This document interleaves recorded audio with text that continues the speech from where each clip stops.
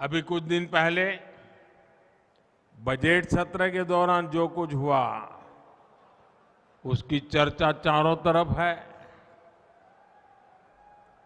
मुझे एक घटना याद आती है।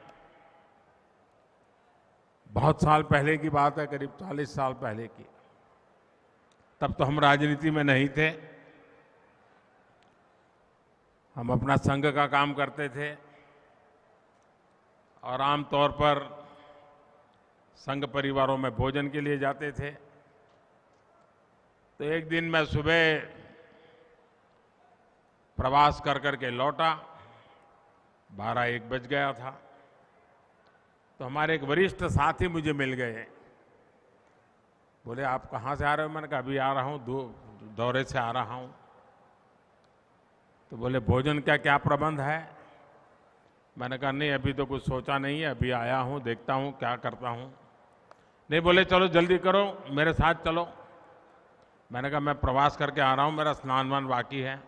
नहीं, बोले स्नान कर लीजिए फिर चलते हैं। तो मैंने सोचा कहीं पर उन्होंने भोजन का प्रबंध किया होगा। तो हम चले गए वहाँ।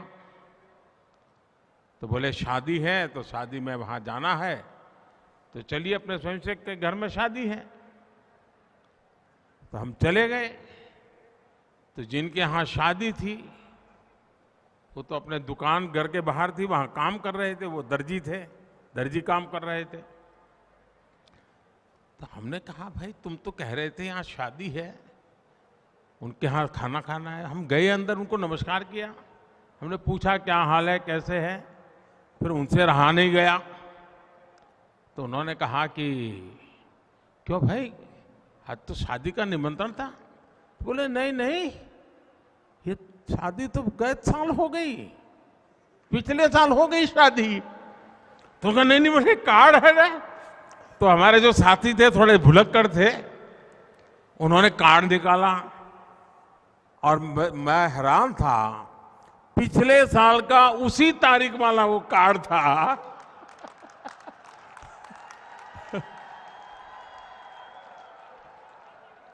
हम बिना खाए घर वापिस आए।